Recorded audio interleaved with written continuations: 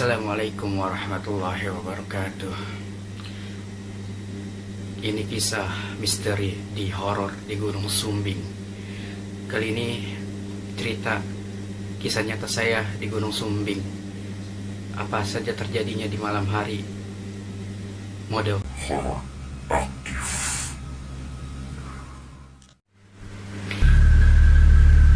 Saya turun sekitar jam 5 sore. Setelah itu berpencar berbagi dua rombongan. Akhirnya saya berpencar dengan rombongan yang pertama. Saya duluan turun karena menghadap pos 2 bayangan. Dan itu setelah jam 5 itu terlalu sore untuk turun. Bisa-bisa malam sampai pos 1. Terus akhirnya saya melanjutkan jalan. Dan sebelum baru turun, saya udah mendengar suara aneh seperti suara hewan-hewan babi yang di hutan. Saya kaget di situ. Kira itu ada seorang pendaki yang mengagetin saya. Tak taunya bukan. Terus saya jalan terus sekitar ada 30 menitan, hampir mau pos 2 bayangan. Waktu maghrib pun berkumandang. Saya dan kawan-kawan saya beristirahat karena jangan pernah melanjutin jika waktu maghrib. Udah menunggu 15 menitan. Situ saya lanjut turun. Baru selangkah saya menyenter ke atas pohon. Tiba-tiba ada seorang sosok pun yang menyerangkap ke senter saya. Bas, terus senter jatuh.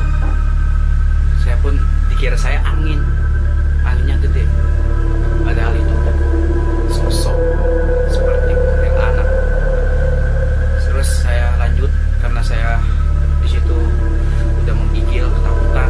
Saya untuk menghadap pos 2 bayangan. Terus sekitar 35 menit saya mendapat suara azan isya pun berkumandang. Terus akhirnya saya istirahat kembali, menunggu waktu isya udah selesai, baru saya lanjut turun. Akhirnya waktu isya pun sudah selesai, saya baru turun lagi. Tiba-tiba teman saya keberatan kerilnya, saya senter, ada sosok yang menggendong di kerilnya dia, jadi berat bawahnya. Terus kata dia bilang, kok tiba-tiba keril saya berat ya? Terus saya bilang, mungkin itu kali keberatan di SB atau di matras lah. Jangan ngomong kayak begitulah, macam-macam kayak gitu. Takut ada kenapa-apa. Nah, terus akhirnya saya bilang, yaudah lanjut turun. Kita fokus ke pos 2. Baru saya bilang kayak gitu, di depan tiba-tiba kayak ada sesuatu. Saya bilang, ini angin kenceng banget. Perasaan tadi di pos 3 kagak kenceng kayak gini. Nah, di situ anehnya saya gemeteran.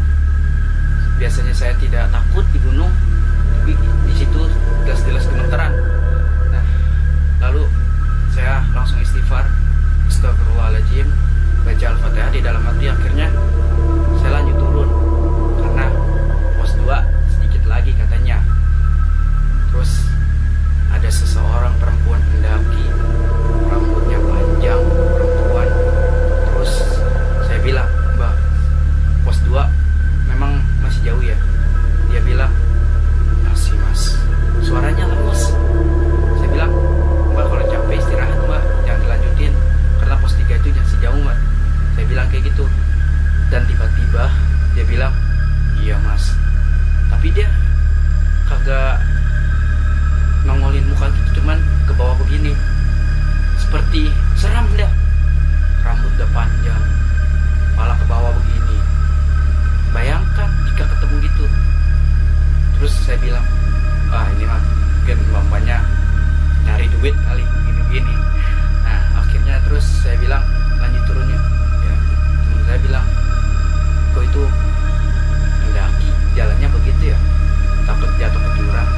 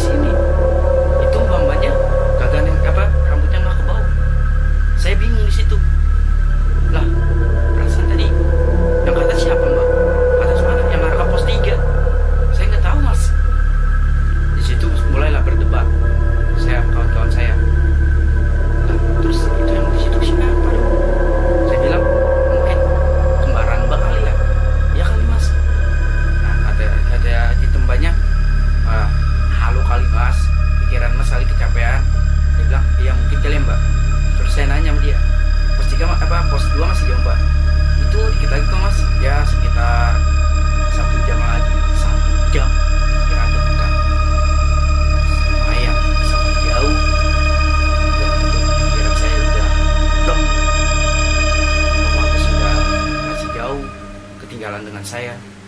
Dan anehnya, katanya ada yang memanggil nama Aulia, padahal saya tidak mendengar suara apapun. Dan di situ tiba-tiba ada sosok yang mengerikan, seperti kuntilanak itu pun masih di sekitaran saya.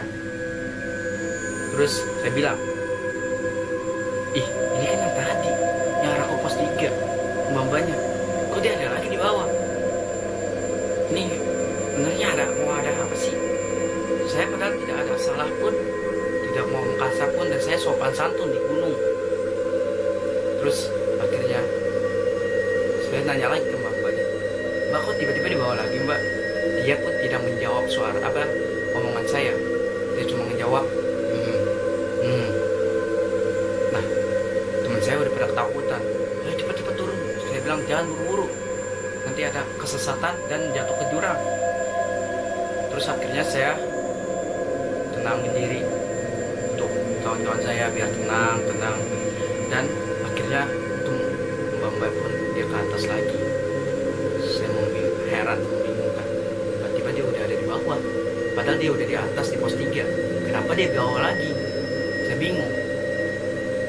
Terus akhirnya saya lanjut turun. Teman saya mendengar suara sesuatu yang dari sebelah jurang. Katanya ada yang minta tolong, seperti kayak bingung. Tolong saya, tolong. Saya bilang kagak ada suara apa-apa. Pikiran kamu aja kali, karena kamu kecapean. Di situ saya tidak mendengar suara pun dan kehaneh pun apapun. Gak ada sosok yang suara kayak minta tolong itu. Mungkin kepikiran dia aja kecapean. Lanjut saya turun. Saya bilang kalau kayak begini kita kelamaan, kita lama menunggu pos 2. Mengutak pos 2 pun bisa sekitar jam 9.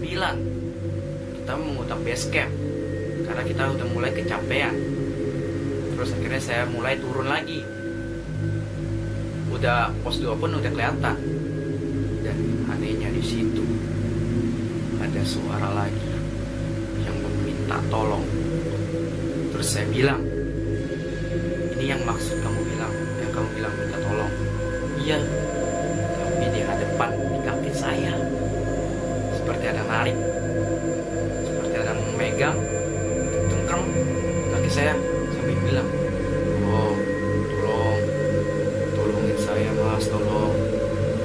Saya bilang tolongin kenapa?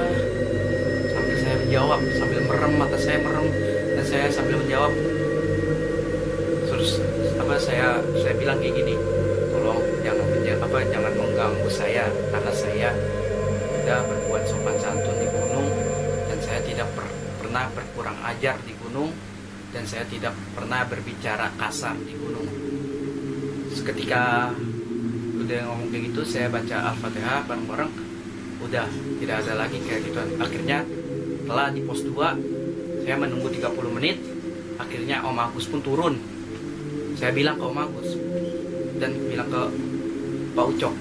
Nah, di situ saya bilang, Pak Ucok, tadi banyak keanehan pas di mau arah pos bayangan, terus mau arah ke pos 2. Terus kata Pak Ucok ini, makanya jangan pernah turun duluan dan jangan pernah ninggalin rombongan. Terus saya bilang, maaf Pak Ucok, saya turun duluan karena saya mengudak base camp, dan saya juga mengudak pos 2 karena biar saya cepat istirahat di pos 2. Terus tiba-tiba Om Agus ngomelin Aulia, kamu kalau dipanggil kenapa nggak menjawab? Tuh dia. Saya tanya, Om tadi manggilnya di mana Om? Manggilnya yang pos di arah mau masih di sekitaran pos 3. Saya udah di pos bayangan. Saya sudah di pos bayangan Om. Saya tidak mendengar apapun. Nah, terus kata Omnya kata Om Agus ini, dan anehnya sangkain Aulia menjawab, apa sih manggil-manggil? Padahal tidak menjawab sama sekali pun. Saya bingung di situ. Apa? Saya bertanya kepada Aul, kata perasaan kita nggak ngejawab sambungan kata sama Om Agus ya. Mungkin kata Om Agus, disitulah berdebat kata Om Agus. Manggil orang manggil, apa sih manggil? Nah, lamaan tuh udah berdebat, dan akhirnya saya minum teh hangat biar istighfar saya, biar badan saya kembali lagi dan tidak beroperasi dengan keseraman di gunung. Nah, akhirnya saya cerita kepada Om Agus gini, terus akhirnya saya, Om, kok tumben turunnya lama? Karena ada kecederaan dengan kawannya, yaitu kawan saya bernama Aris. Terus saya bilang, Aris kakinya kenapa, Om? Dia terpintir, kecapean mungkin. Situlah akhirnya udah ngobrol, udah agak lama, udah ada 40 menitan di situ di pos 2 ngobrol. Akhirnya saya bilang, Om, kita lanjut turun karena waktu sudah malam. Jam 10 tuh di gunung itu benar-benar banyak cobaan. Akhirnya saya turun, sudah ada semua perlengkapan, saya turun lagi menggunakan pos 1. Dan anehnya, pas saya turun udah melewati dari pos 2, lewati air terjun yang di gunung yang dulu bekas kebakaran tahun 2018. Terus akhirnya saya melewati air terjun itu, saya tidak sengaja menyantar ke atas, dan tiba-tiba sosok pun ada di atas saya. Dia terbang lewat di kepala saya, merinding. Nah, terus akhirnya di situ saya terus jalan karena ada leader saya, ada Om Agus, ada Firaldi, jadi tidak takut. Dan akhirnya saya paling depan. Nah, setelah paling depan adalah kelamaan, Aulia terjatuh, kena ranting. Akhirnya saya bilang, kenapa kita buru-buru mengudak pos 1? Soalnya waktu pun sudah malam, udah 10:30. Akhirnya Aul pun bangun lagi, berdiri. Dan akhirnya pos 1 pun udah mau nyampai, ada lagi tuh perempuan di depan saya. Om Agus pun melihat sosok itu, terus dia lewat sambil visi. Saya bingung, perasaan tadi perempuan di pos 3, kenapa sekarang di pos 1? Anehnya bikin gemeteran. Saya buru-buru lari ke pos 1, istirahat, dan saya cerita, Om, itu sosok kayak mengikutin saya, Om, dan ngikutin Aul dan yang lainnya, Om. Bener, iya Om, yang tadi saya cerita di pos 2. Kan saya sempat cerita di pos 2. Om, sebelum arah pos 3 ada sosok perempuan pendaki, tapi menganeh kan, rambutnya ditutup. Dia bilang, muka ditutup dengan rambut, Om. Itu saya udah cerita di pos 2 tadi. Nah, terus di pos 1 pun saya cerita lagi. Dan akhirnya sudah cerita, akhirnya yang lain udah pada kecapean. Akhirnya saya turun naik ojek. Saya yang terakhir saya, Om Agus, dan Firaldi. Yang lain sudah pada turun di base camp. Nah, seketika saya turun, tuh ojek kencang, tiba-tiba ojek pun mengoleng begitu. Sak, kayak ada yang melewat sosok. Ternyata saya lihat ke belakang, sosok itu pun ada di belakang saya. Ini kenapa mengikuti saya? Padahal saya tidak berbuat kasar di gunung. Nah, akhirnya orang ojek pun dia bilang, Mas, kok carrier-nya berat? Ya tahu Pak, saya padahal tidak ada isi apapun, cuman ada tripod sama kamera. Saya bilang. Dan akhirnya itu ada yang duduk di belakang carrier saya, yaitu kuntilanak. Kira Kang ojek pun merasa, wah, jangan-jangan ini yang dibawa sama Mas dari atas ya, Mas. Ya mungkin Mas itu kali yang perempuan yang ikuti saya mulu. Mas tidak buang sampah sembarangan kan? enggak mas, sampah saya lengkap, saya bawa semua. Kalau saya buang sembarangan nanti saya naik lagi. Nah, terus ada yang kesalahan ya mas? Enggak mas. Terus saya juga karena tidak ada yang mau pasar di gunung ini, oh mungkin dia minta tolong nih mas. Terus ya udah nggak apa-apa mas, sampai base camp juga udah nggak ada, nggak aman. Dan akhirnya tiba di base camp, akhirnya benar tukang ojek itu nggak ada, karena dia cuma mau ngikutin doang. Udah, terima kasih. Sekian dari saya, cerita di Gunung Sumbing via Garung di malam hari. Pokoknya support channel saya, jangan lupa pencet tombol subscribe biar saya semangat lagi bikin kontennya. Cerita selanjutnya Gunung Sindur.